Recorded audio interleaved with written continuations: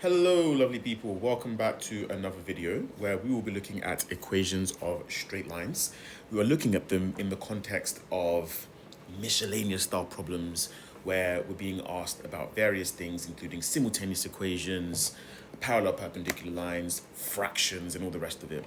The thing that can make these questions difficult is not necessarily each individual concept, but a collection of everything. Let's give this question here a go. And I invite you to watch my part 1 and part 2 videos if you haven't done so already before trying this one. Also, I invite you to try this question along with me. I think you'll get the most out of it that way. Let's go with this question. So you're given the lines L1, y equals minus 3x plus 4, and L2, 2x plus y equals 10. Find the coordinates of the point of intersection of L1 and L2. So we've seen before that point of intersection there already means that we are to do or to solve a pair of simultaneous equations. That's what it means there when we have intersection points. Okay, great. So let's solve these simultaneous equations. We can see here that we have y equals minus 3x plus 4, and we have 2x plus y equals 10. So because for L1, y is already the subject, I can sub L1 into L2. So what that means is instead of writing this y, I'm going to write what the value of this y is, which is minus 3x plus 4. So what that's going to look like is 2x plus, let's change the color so that you can see where the substitution has been made, minus 3x plus 4, and that is equal to 10. Did not manage to change the color successfully. Equals 10. There we go. Cool. Now, what we'll do is solve this equation because it's all just linear. There's only one unknown. So 2x plus minus 3x plus 4. So simplifying that, 2x minus 3x gives you minus x. And then plus 4 is just plus 4 equals 10. Subtract 4 from both sides, we get minus x equals 6. If minus x equals 6, then x is equal to minus 6. Happy times. Now we're going to sub x equals 6 into, I'm going to choose L1 just because L1 already has y as a subject. So we have y equals minus 3 lots of 6 plus 4, and that is equal to minus 18 plus 4, which is equal to minus 14. So we have that x equals minus 6, y equals minus 14.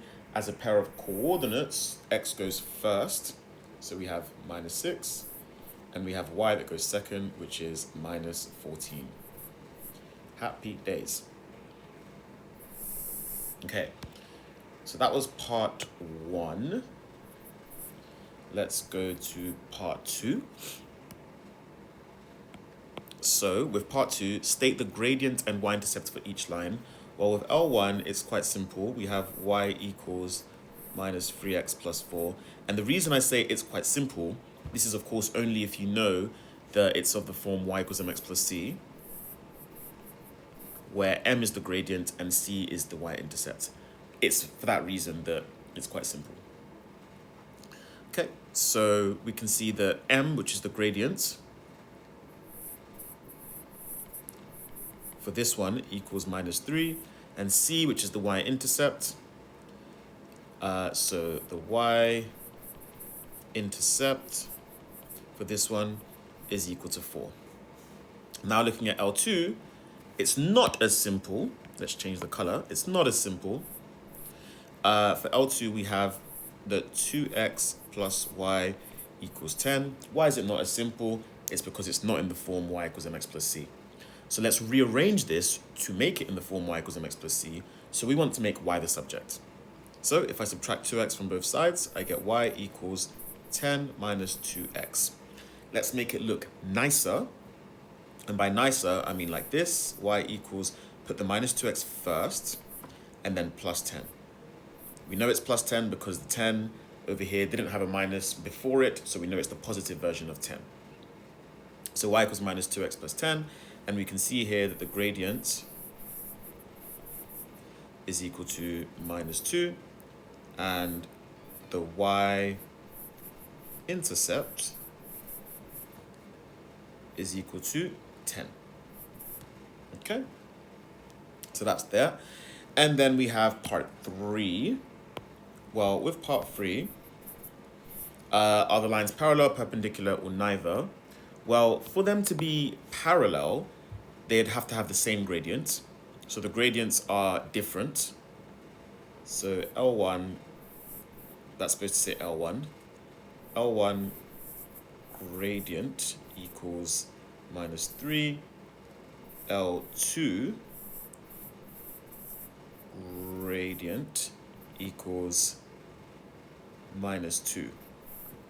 So the gradients are not the same, so they're not parallel. And for them to be perpendicular, they have to be negative reciprocals. Another way of saying that is that they have to multiply to give minus 1. The negative reciprocal of minus 3 is minus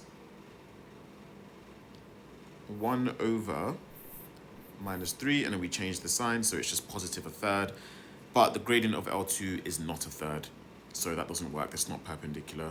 So in actual fact, it's neither parallel nor perpendicular. Okay, let's go to part 4 now. So we have calculate the distance between the point of intersection and the point 5, 2. Okay, cool. So the point of intersection, that's from part 1. We have minus 6, minus 14. And we have the point 5, 2. So to give a visual representation of this, I'm going to draw. Minus 6, minus 14 is like somewhere down here.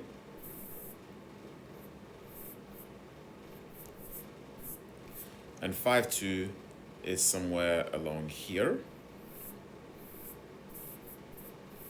Okay. Now, what we're going to do is just create this is the distance we're trying to work out. Oh my God, that line is terrible. Please forgive me. But we're going to make a right angle triangle here like this. So to find out the distance along the bottom, we're going from minus 6 to 5. So adding 6 takes us to 0. Adding an extra 5 means a total of 11.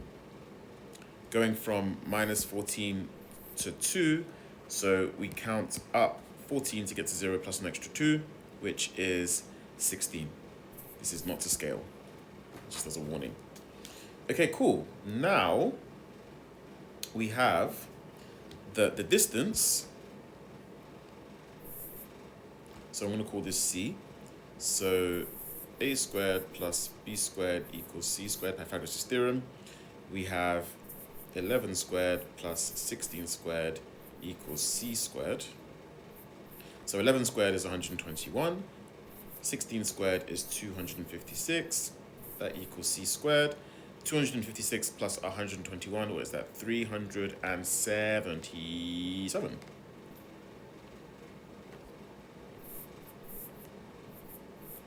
So c is equal to the square root of 377. I'm going to leave it like that. I think that's acceptable as an answer, given it's, let's just say it's non-calculator. Okay, great. Now, we're going to go to question F. So, next question, it says here, two straight lines are defined by L1, 4x minus y equals 8, L2, y equals nx plus 6. Right. Here they've used n instead of m, but it's the same concept. So the first part is asking us to rearrange L1 into the form y equals mx plus c. Okay, so currently it is 4x minus y equals 8. So what we'll do is we'll subtract 4x from both sides, so minus y equals 8 minus 4x. I'm going to make this nice for us, and I'm going to change the order. So I have minus y equals minus 4x plus 8. Then multiplying both sides by minus 1 gives me the y. And then multiplying minus 4x by minus 1 gives us 4x. Multiplying the 8 by minus 1 gives us minus 8. So I've rearranged it into the form y equals mx plus c. So just to make that clear, the m in this case is 4, and the c is equal to minus 8. Okay, that's great. We've done that. Now for part 2. It says, if L2 is perpendicular to L1, find the value of n. Well, because it's of the form y equals nx plus 6, well, the gradient for L1 gradient is equal to 4. The negative reciprocal is minus a quarter. So therefore, that's what the gradient of L2 is going to be. So gradient of L2 equals minus a quarter. Why? Because it's perpendicular. Whenever two lines are perpendicular, the gradient is the negative reciprocal of the of one line of the other. Okay, so that means then that we have y equals minus a quarter x plus 6. Happy days. And then part 3, I nearly missed it.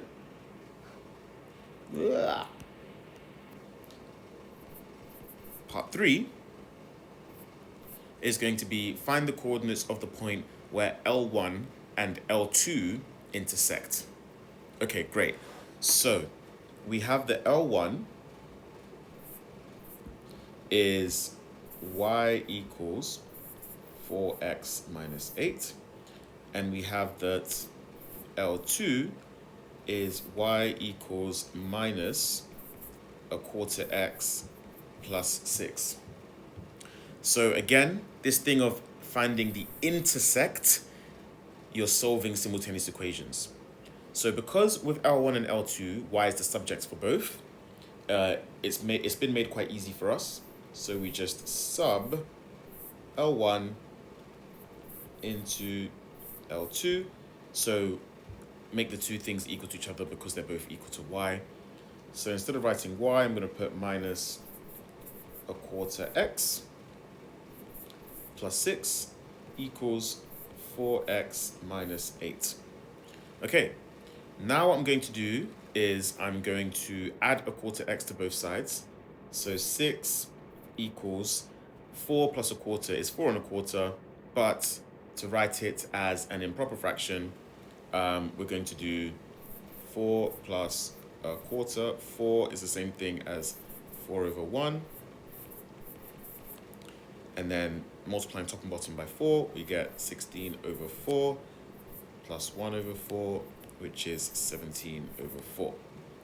So 17 over 4x minus 8.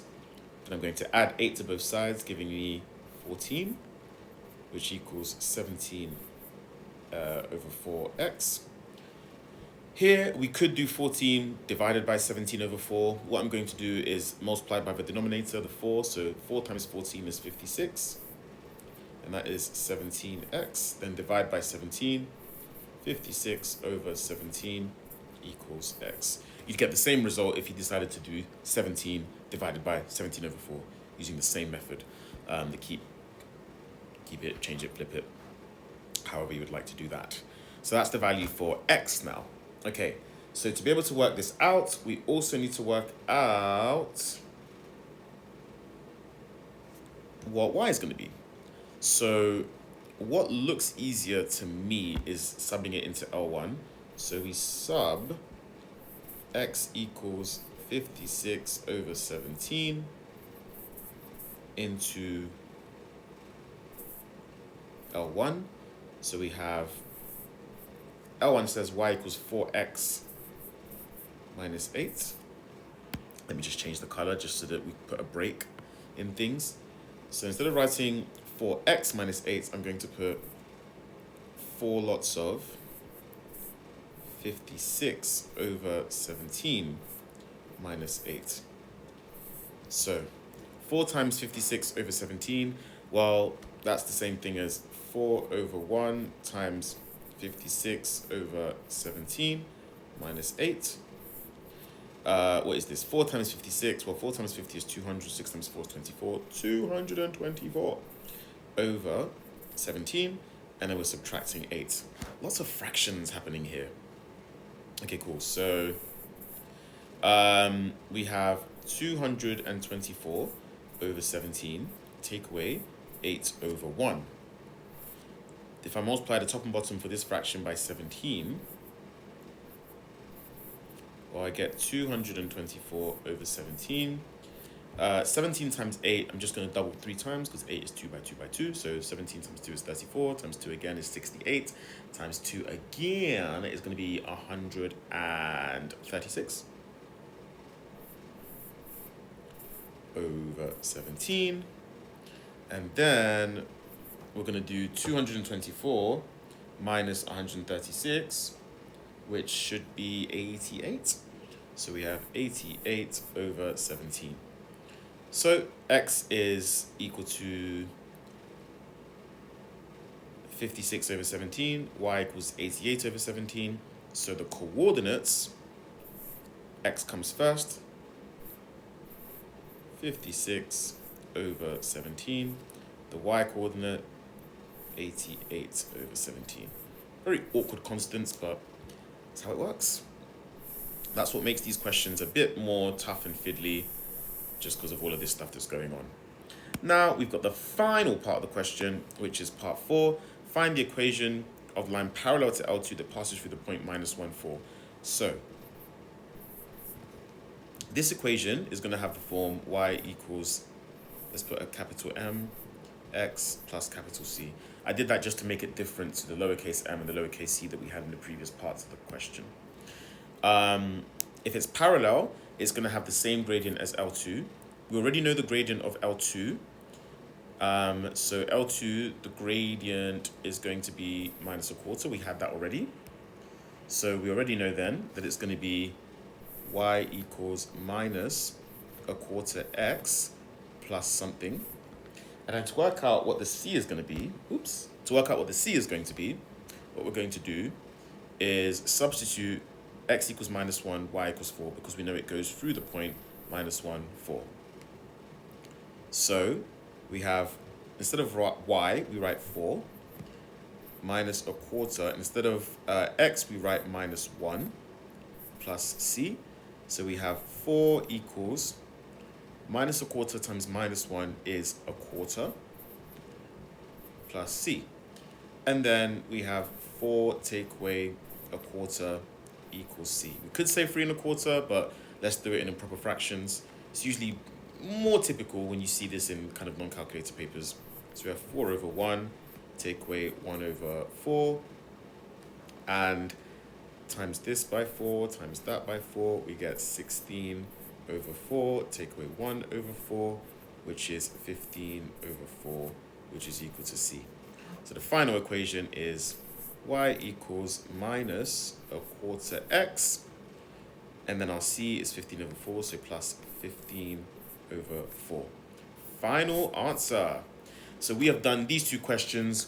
Again, hopefully we're able to follow along and understand the concepts. Understanding the concepts first is the most important thing. So knowing that you have to solve simultaneous equations when you see intersections, understanding what it means for lines to be parallel, what it means for lines to be perpendicular, and then also being able to deal with the fiddly fractions and other constants as well. Have a look at my straight line equations playlist if these concepts are a bit unfamiliar, especially the parallel and the perpendicular stuff. But hopefully you got a lot of value out of this. Do let me know your thoughts in the comments. Take care for now.